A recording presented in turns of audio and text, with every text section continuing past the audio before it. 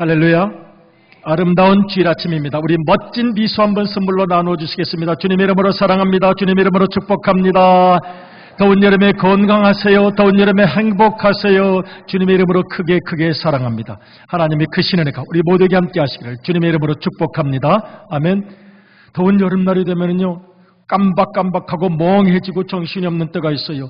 어느 할머니께서 택시를 탔는데 그냥 너무 더우니까 어디로 가야 하는지 잊어버렸어요. 기사 양반에게 물어봤어요. 기사 양반, 내가 아까 어디로 가자 그런겨? 그랬더니 기사 양반이 뒤를 돌아보면서 아니 언제 타셨시오? 언제 타셨는지를 잘 몰랐던 모양이에요. 그래 나중에 할머니께서 생각이 났어. 우암교회 사랑이 넘치고 기쁨이 넘치는 그 교회, 인생의 슬픔과 외로움과 고달픔이 있을 때도 위로가 되는 그 교회, 방향을 결국 찾아내었으니 기쁘고 감사한 일이라고 하겠습니다. 우리 인생도 마찬가지입니다. 방향을 바로 잡는 것, 때로는 깜박깜박 멍하기도 하고 잊어버리기도 하고 지치기도 하고 고단하기도 하지만 방향을 분명히 잡는 것이 얼마나 중요한가를 생각합니다. 우리에게 여러 가지 많은 지식을 가르쳐준 미국의 인생 경영학 리더 중에 한 분이 스티븐 코비라는 분이 있습니다. 그분이 성공하는 사람의 7가지 습관 이런 책을 쓰기도 했는데 어느 날 딸이 아버지에게 상담을 했어요. 아빠, 나도 나름대로 열심히 공부도 하고 나름대로 경력도 있었는데 결혼을 하고 나니까 맨날 애들 뒤치다꺼리하고 집안 청소하고 살림하고 아무 쓸모없는 일에 시간이 너무너무 낭비되는 것 같아요. 아까워요. 나도 뭔가 좀 기여하고 나도 뭔가 좀 직업을 갖고 일하고 싶은데 너무 시간이 이렇게 쓸모없이 흘러가는 것 같아서요. 그랬더니 아버지 스티븐 코비가 그렇게 대답을 했다는 거예요. 딸아, 너무 걱정하지 말아라. 인생 살아가는 날 동안 때로는 시간이 낭비되는 것처럼 보이지만 인생에 있어 시간 관리보다 더 중요한 것은 방향 관리를 위한 마음 관리, 생각 관리란다. 딸에게 준 아빠의 교훈입니다.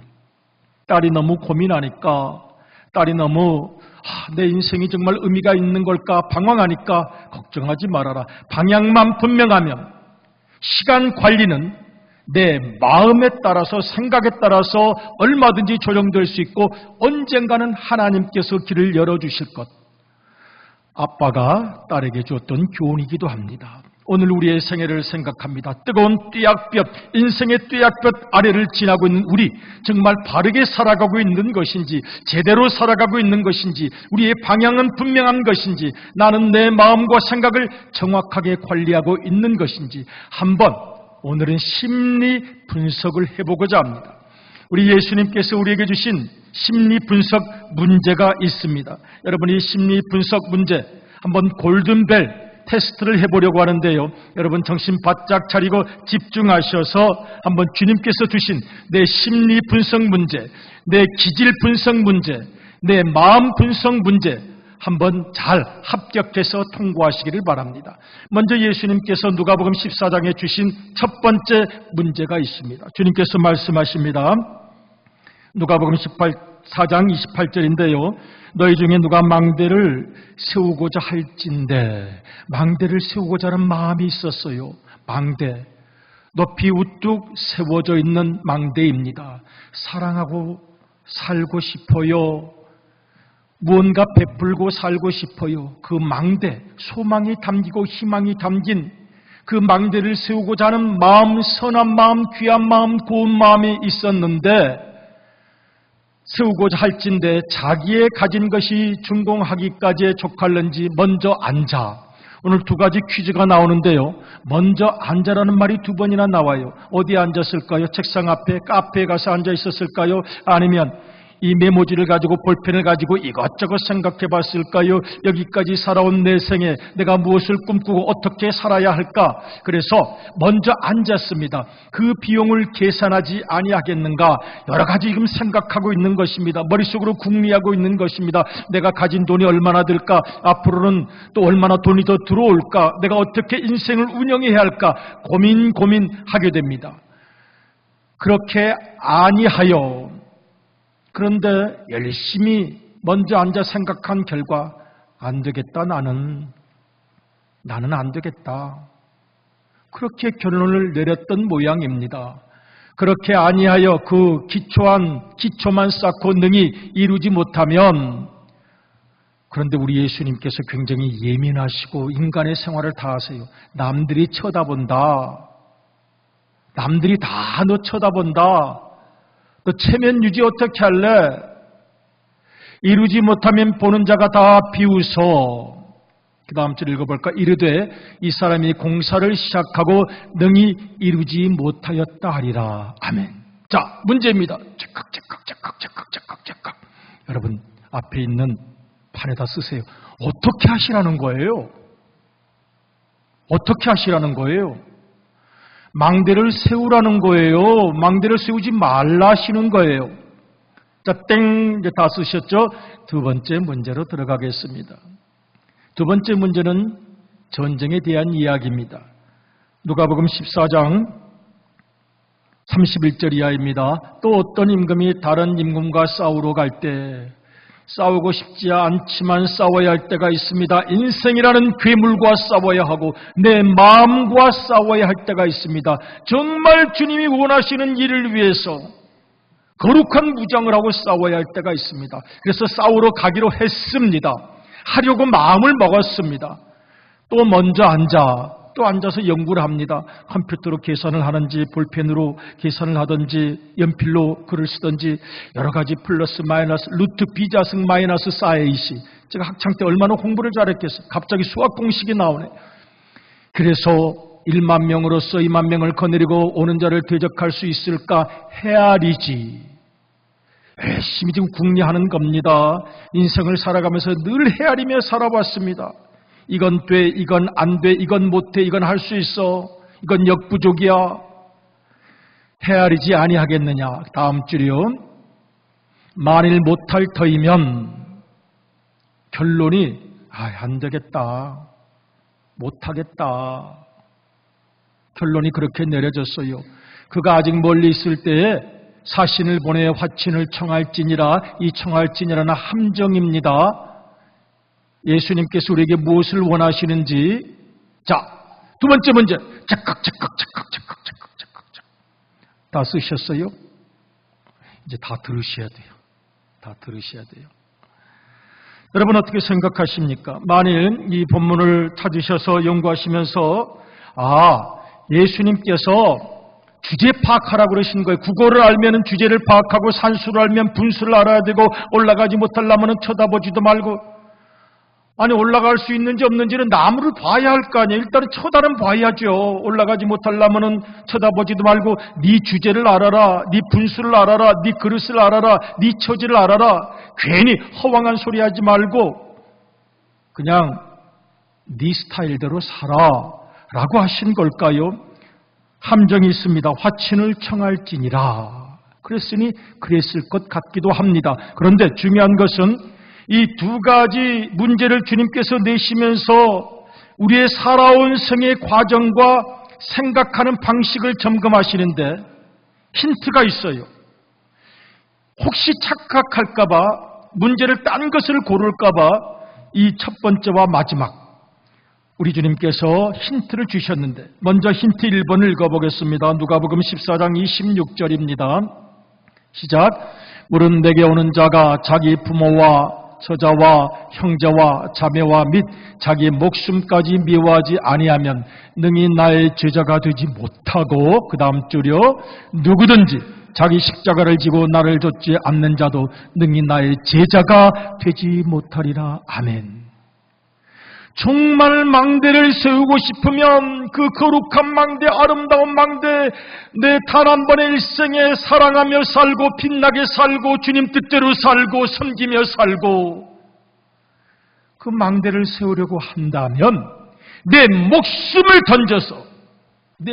던져서 전력 투구 하거나 아니면 하지 말아라. 정말 전력 투구하는 사람이 나의 제자이다. 혹시 또 착각할세라 결론도 우리 주님께서 힌트로 주셨어요. 이 이야기의 결론 한번 누가복음 14장 33절을 읽어보도록 하겠습니다. 시작. 이와 같이 너희 중에 누구든지 자기의 모든 소유를 버리지 아니하면 능히 내 제자가 되지 못하리라. 아멘. 주님 안에서 정말 세우고 싶은 망대가 있었어요. 정말 주님이 원하시는 대로 살기 원하는 거룩한 열망이 있었어요. 사랑하며 살고 빛으로 살고 소금으로 살고 모든 사람의 상한 마음을 위로해주며 살기를 원했어요. 그런데 거기에 물질도 필요하고 시간도 필요했어요. 못하겠다, 안 하겠다, 그렇게 하지 말고 너의 모든 것을 쏟아서 이겨야 할 전쟁이라면, 어둠의 세력과 싸우는 전쟁이라면, 욕심과 싸우는 전쟁, 내 이기심과 싸우는 전쟁이라면 싸워서 이겨내고, 자신과 싸워서 이겨내고 그 망대를 세우라는 말씀이 바로 정답이었던 것입니다. 여러분 한번 다 들어보실래요? 정답 맞추셨는지 못 맞추셨는지. 다 맞추셨어요. 감사합니다. 이것이 우리 우함의 수준입니다. 여러분, 그런데 이 성경 말씀에는 제가 기억하고 있는 한 간증 스토리가 있어요.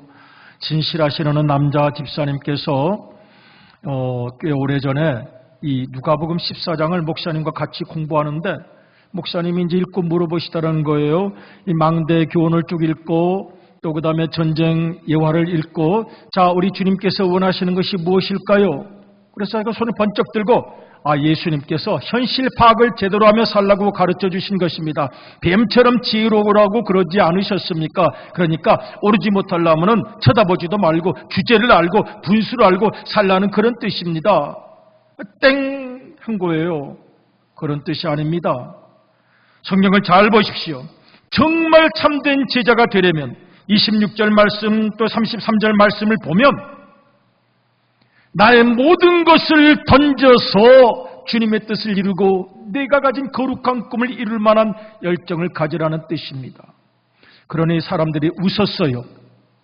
자기들도 다 똑같이 생각했을지 모르는데 웃긴 왜 웃는 거야? 그러니까 이분이 창피했습니다. 창피해서 오면서 마음이 낙담이 됐어요. 나는 왜 그렇게 생각했을까? 나는 왜 그런 방식으로 생각했을까? 굉장히 자존심이 상했어요. 나도 예수님의 제자로서 예수님을 열심히 믿는다고 하고 예수님을 사랑하고 예수님을 좋아하는 사람인데 왜 내가 그 성경 구절을 그렇게 해석을 했을까? 가만히 보니까 함정이 있는 거예요. 성경을 자세히 읽어보니까 화친을 청할지니라. 그러니 예수님께서 화친을 청하라고 하시는가 보다 하고 예수님께서 왜 문제에다가 함정을 파놓으셨느냐고요. 그래서 화친을 청하고 적당히 살라는 뜻인가 보다 하고 넘어가서 함정에 넘어가서 그런 결론을 내린 것 아닌가 고민하면서 그분이 20여 년 동안 이 누가복음을 피해서 돌아다니는 거예요. 누가복음 14장을 피해서 돌아다니는 거예요. 내가 그때 예수님의 말씀을 잘못 해석하고 잘못 이해하고 잘못 적용하고 사람들이 깔깔깔 웃고 부끄럽고 가만히 보니까 지들도 지나 나나 똑같은 것 같은데 사람들 앞에서 망신당한 부끄러움, 그보다 더 깊은 건 나는 누구일까? 나는 어떤 방식으로 생각하고 살아가는 사람일까? 이런 나의 사고방식을 만든 것은 내 성장 과정인가? 아니면 내 속에 났던 욕심인가 탐욕인가? 내 속에 있는 세상을 살아가는 꾀가 나를 이렇게 결론을 내리게 했을까? 고민을 했다는 것입니다. 그런데요, 이 중요한 것은 이분이 저에게 주신 마지막 결론이었어요. 그래서 누가복음 14장만 지나가면 이리 피하고 저리 피하고 그 성경 말씀이 저에게 상처가 되었어요. 그런데 어느 날 다시 한번 정면으로 읽어보자. 쭉 읽고 나서 어떤 생각이 들었느냐면 주님, 정말 망대를 세워야 한다면 내 목숨을 다해서라도 세우겠습니다 라는 마음이 들더라는 거예요. 할렐루야. 이거 주무시다가도 할렐루야. 그 남의 얘기긴 하지만 그래도 할렐루야. 변화가 이루어진 거예요. 그러니까 이 스스로 이분이 감동해서 저에게 지금 간증하는 거예요. 목사님, 몇십 년 전에는 이 구절을 읽을 때 눈치껏 요령껏 살아라는 말씀인 줄 알고 역시 예수님을 아시는 것도 많고 배려심도 많으셔 그랬던 제가 다시 읽으니까 지금 내가 뭔가 좀 성숙한 거죠. 정말 싸워야 할 전쟁이라면 내 욕심과 싸우고 내 자존심과 싸우고 내 마음에 있는 미움과 싸우고 이겨야 되겠다라는 어떻게 해서든지 이겨야 되겠다라는 생각이 드니 제가 조금 성숙한 거죠. 성숙하신 것 같습니다. 그리고 저도 고백을 했습니다. 사실은 오래전에 저도 성경을 읽을 때 그 부분에서 똑같이 생각했던 기억이 있습니다. 여러분, 우리가 사랑을 위하여 살기 원하는 망대를 세우셨습니까? 안 되십니까? 내 마음의 분노와 미움과 싸워서 이기기를 원하시는데 안 되십니까? 나는 누구입니까? 나는 왜 그런 결론을 지금 내리고 있는 것입니까? 여기 우리의 깊은 기도가 필요하다고 하겠습니다. 여러분, 우리의 생활 속에서 아주 쉬운 것 같은데 막상 이루어내기가 쉽지 않은 것이 너무도 많습니다. 제가 목회를 하는 동안에 부목사님들을 많이 모셨는데 보통 부목사님들께 부탁을 하죠.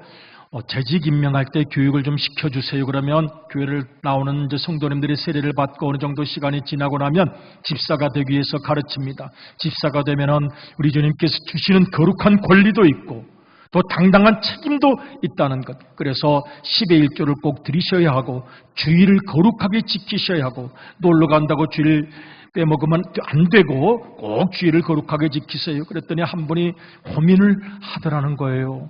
목사님, 제가 고민이 있습니다. 상담을 하고 싶습니다. 제가 11조를 못하잖아요. 그렇게 말을 하더라는 거예요. 부목사님이 저에게 말씀하셨어요. 그래서 뭐라고 그러셨어요? 하세요.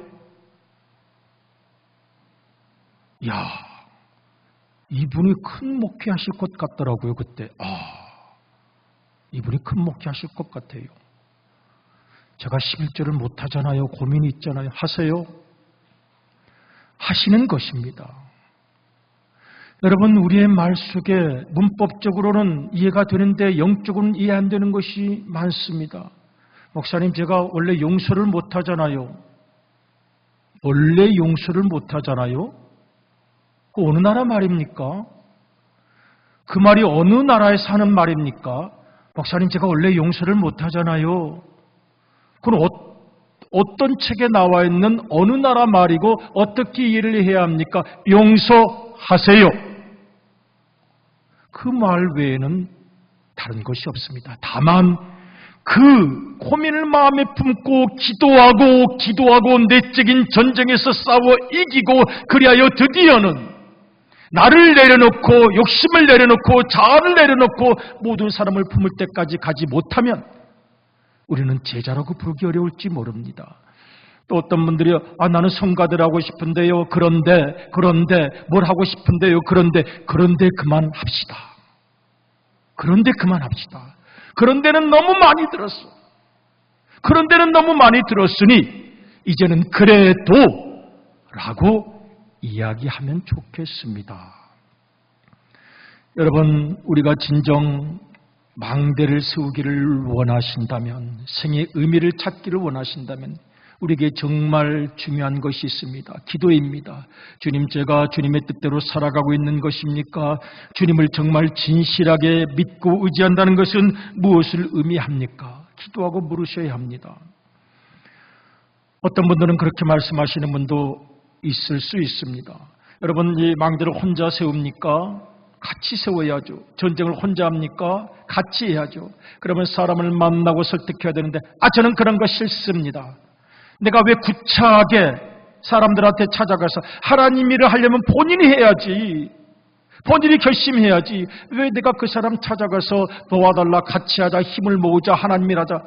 자기 믿음대로 하라 그러세요. 저는 사람 만나는 게 싫고 말 섞는 것도 싫고. 그러는 분들도 있을 수 있죠. 그러면 망대는 세워지지 않습니다. 구차하다고 생각하는 것이 아닙니다. 하나님의 일을 위해서 함께 주차 봉사도 하고 함께 식당 봉사도 하고 함께 신도회도 하고 권사회도 하고 함께 사랑을 나누는 세월 서로 돕고 격려하면서 우리에게 주신 망대도 세워가고 영적 전쟁도 이겨가고 참된 사랑을 나누는 세월. 나는 자존심 강한 사람에 내가 구질구질한 소리 왜 합니까? 아니요, 구질구질한 소리가 아닙니다. 함께 사랑하며 가자고 격려하고 사랑할 수 있는 거기까지 우리가 성숙할 수 있기를 주님의 이름으로 축복합니다. 아멘. 오늘 그래서 우리에게 기도가 필요합니다. 사랑하는 믿음의 가족 여러분, 이 뜨거운 뙤약볕 아래를 질주한 우리의 생애, 구도자의 생애, 나그네의 생애, 여러분 나름대로 목표를 세우고 여기까지 성공하셨어요. 여기까지 승리하셨어요. 여기까지 버텨오셨어요. 우리 한번 옆에 있는 분들 이 여름날 생수 같은 축복을 한번 나눠주겠습니다. 당신의 수고를 축복합니다. 당신은 성공하신 분입니다.